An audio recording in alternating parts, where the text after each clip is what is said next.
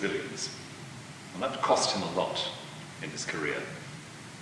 A lot of people said he would probably have been Archbishop of Canterbury if he hadn't asked the awkward questions in the House of Lords. So it's a mixed record. But what I'm saying is that at its best, when the Church is doing what I believe it was meant to do, it can be that critical friend. It can ask the question that unsettles people, what you might think of as the emperor's new clothes sort of question. But he's got nothing on. You know, the fairy tale, the little boy says he's got nothing on when the king walks past. And that's the Church when it's doing its job. I think Bishop Bell in the House of Lords was saying, you've got nothing on. There's no moral justification for bombing thousands of civilians. However evil the regime you're fighting, there's no point turning yourself into a mirror image of it. Well, finally, because it's probably enough of me, I'm looking forward to hearing from you. Finally, you ask where are we now? I would say, as I hinted at the beginning, that a healthy society is one that allows awkward questions to be asked. And awkward questions come from all sorts of places. They come from the bits of us that are not just voters, not just citizens, not just political animals. The awkward questions come from the kind of people we are, the deep convictions we have. And some of those will be religious convictions. And there's no point trying to sit on them, or pretend they're not there, or brush them out of sight. I believe that a healthy society, a plural society with all the diversity represented in our society today, is one where people can actually speak out of their convictions, out of who they really are. They don't have to leave everything at the door that matters most to them when they come into political arguments. And a healthy society is one where you don't have the dominance of religion, let alone one religion dominating over others, but where you do have religion allowed to be visible, taking part in the arguments of society, knowing, of course, that it's got to win those arguments. It can't take it for granted that people will agree. And if I get up tomorrow and say, well, I, as Archbishop of Canterbury, your spiritual leader, I am telling you, people of Britain, that this is the way to go, I've got a feeling that I wouldn't get 100% vote of support. I've got to win some arguments. If I'm arguing about something like euthanasia, let's say, in the House of Lords, I've got to have an argument. I've got to work at it. But I don't want to be told that I can't speak about the religious basis of my beliefs in public, because I am who I am, because of what I believe. So, a lot of diversity, a lot of openness about who we are and where we come from is, I think, really good for us. And I'd add, I think, that the most deeply religious people ought to be, I won't say they always are, ought to be people who have such trust in God that they don't feel they have to shut other people up all the time. If what I say is true, well, then it's true. Truth can look after itself. And if you say it's not true, and I jump on you and try and silence you, that suggests I'm not very confident of what I believe. But if I'm confident of what I believe, I think I ought to be confident enough to allow you to say what you believe. And that boldness towards each other, that openness, is surely a good thing in a democracy. But I'm sure that's more than enough from me.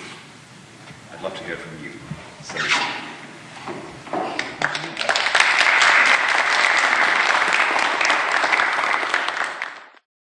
So I was just wondering what your thoughts are on religion in the decision-making process, and if we can have an equal society with one establishment. If the establishment of the Church meant that, as it once did, everybody in Britain had to belong to the same church, if it meant that what the Archbishop of Canterbury said was the absolute law, then I think it's time to separate, because that's not just, it's not democratic. The establishment of the Church doesn't mean that I have an extra voice in decision-making. When I sit in the House of Lords and vote with other bishops and other people on bits of law, I think it represents what I was talking about just now, the fact that lots of people in this country have religious convictions, and they ought to come into the process somewhere. It's not that they're bound to win or they're bound to prevail. So I think separation of church and state comes from a period where people were looking at, frankly, very oppressive churches. In Europe, in England too, at various periods. Reacting to that, Americans, French, said, okay, complete separation. We don't have any public recognition of religion, because they were coming out of very oppressive situations. But I think where you've got a religious presence in the culture, the symbolism, the monarchy is part of that, of a country, then it still makes sense that there should be some place in these public processes of discussion of the river for religious people to work. So I think there's a case for not separation in that complete sense. And also, just picking up the monarchy thing, it's a really interesting issue what it is that holds us together as a society. In America, it's the flag. It's a very strong doctrine, patriotic unity. We have the monarchy, and whatever we may think of that, it serves as a very powerful symbol around which people gather, I'd say. So you say that there should be a place for religious people in the Lords, but why does that, I know maybe it's an question, but why does that mean it has to be the church? It's a very fair question, actually, and I think probably in the next round of reforms of the Lords, we are going to see more people representing those communities. As things stand, of course, there are Christians in the House of Lords who aren't bishops. They just happen to be politicians who are Christians. As there are Hindus and Muslims in the House of Lords who just happen to be Hindus and Muslims. They're there because they're public figures. The presence of bishops is mostly history. We were there first, so to speak. And right back in the 10th, 11th century, when the king took counsel with the leading people of the country, a lot of them were going to be bishops. So we're a survival of that. But what's interesting is if you talk to quite a lot of people from other religious groups, they will say, and I've been surprised to hear this, they will say, the bishops in the House of Lords are a kind of assurance to us, Jews, Muslims, Hindus, whatever, that religion does have a place in the House of Lords. They feel that we're there on their behalf, not just the behalf of Christians, which is very odd, but it does seem to be what a lot of people feel.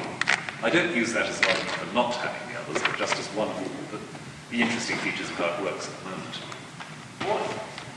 There is one. The relationship between you and the Pope. Relationship between me and the Pope. Very friendly. But the Church of England exists in part because in the 16th century, the king and bishops in England decided they would no longer accept the Pope's legal authority over the Church in England. So we exist partly as a kind of reform movement and protest, Protestant protest against the Pope. The Pope is regarded by Roman Catholics, of course, as a divinely authorized kind of ministerial authority. When he speaks in some circumstances, he's believed to speak infallibly. He can't make a mistake when he speaks as head of the church. That doesn't apply to Archbishops of Canterbury, unfortunately.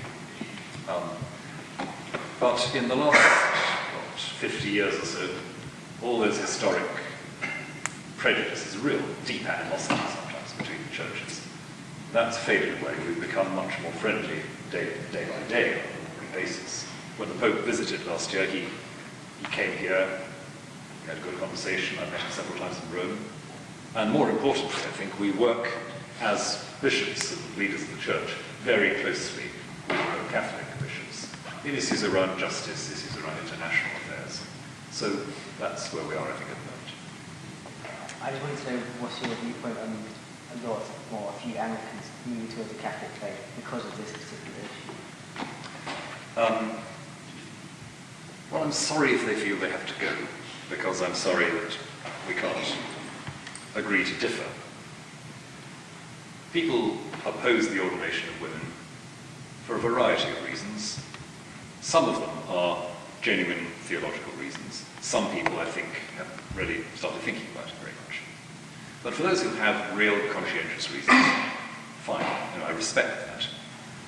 I wish we could carry on together in the Church of England, but I realise that they would feel utterly compromised if they had to be at a service with a woman priest.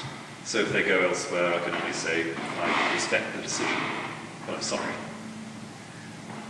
My own view is, I've long been in favour of women priests, and I'm looking forward to having women bishops for too long, probably. The challenge for us at the moment, and we're not making a very good job of it, is to try and work out exactly how we are going to deal with the minority who will be unhappy with it. Can we offer them enough space to go on being themselves, or will they feel so compromised they have to go elsewhere? I hope we can still make room for them. What's your view on the Sharia law? Sharia law? Yeah. So you may know I got into terrible trouble over this a few years Yeah, ago. no, that's what I'm asking. I thought it might be. I gave this ill-fated lecture in the Royal Courts of Justice, in which I said that we had at least to consider the possibility that the law of the land could recognise certain forms of arbitration and mediation under Sharia law for those communities that wanted it, those people who opted in. I also said it was very important that we shouldn't allow certain interpretations of Sharia to take away the basic civil liberties that people enjoyed in this country, especially women. So my view is still that that's a worthwhile thing to think about, that there may be areas in finance and family law, other things, that could be dealt with in mediation under that sort of system, monitored by the law of the land. Would you pick other reasons for the increase in the decline of religion? Yeah, why is religion declining? Yeah. I think when you look back over the last 150 years or so, there's never been a great golden age when everybody went to church. But it has got worse, of course. Fewer people go to church on Sundays. Quite a few people still go to church on weekdays, more in fact than used to go to church on weekdays, because our patterns of how we spend our week change, and how we spend the weekend change. So that's one thing. The shape of society has changed. I grew up, back in the Middle Ages, when there was such a thing as a weekend. Everybody stopped work on Friday and started work on Monday, and the shops shut on Sundays, all the rest of it. And you had some regular kind of weekend. It's a bit different these days, with shops open all the time, with sports on Sunday. Unthinkable when I was a boy.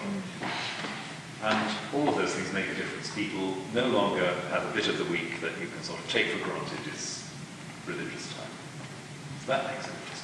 Also, well, I have to say it, we've got pretty prosperous as a nation.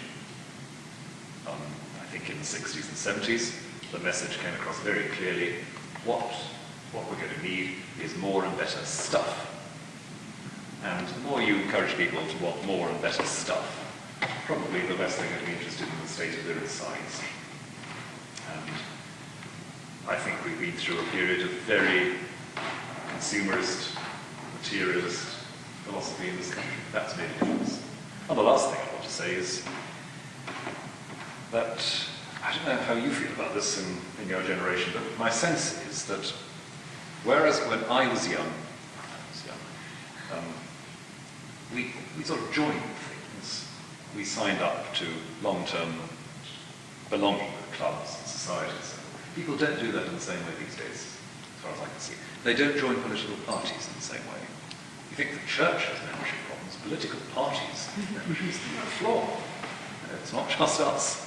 And rugby clubs, and so all these societies people used to join for, because people have a rather shorter time span in their lives, as if they don't want to commit themselves beyond next week. And I think that's made a difference as well to church. And yet when all that's said and done, what is surprising is how much lots of communities still expect the church to be there for moments of crisis in their lives, or important moments in their lives. They just take it for granted. It's there. And they miss it if it wasn't there. I was wondering about what your daily routine would be. Like, how often would you go to the House of Lords? Daily routine. Well, in answer to the House of Lords, actually not very often, because the rest of the job is a bit busy. I was there yesterday for a couple of hours, just go to the chamber to listen to questions, and then have a meeting to discuss some issues.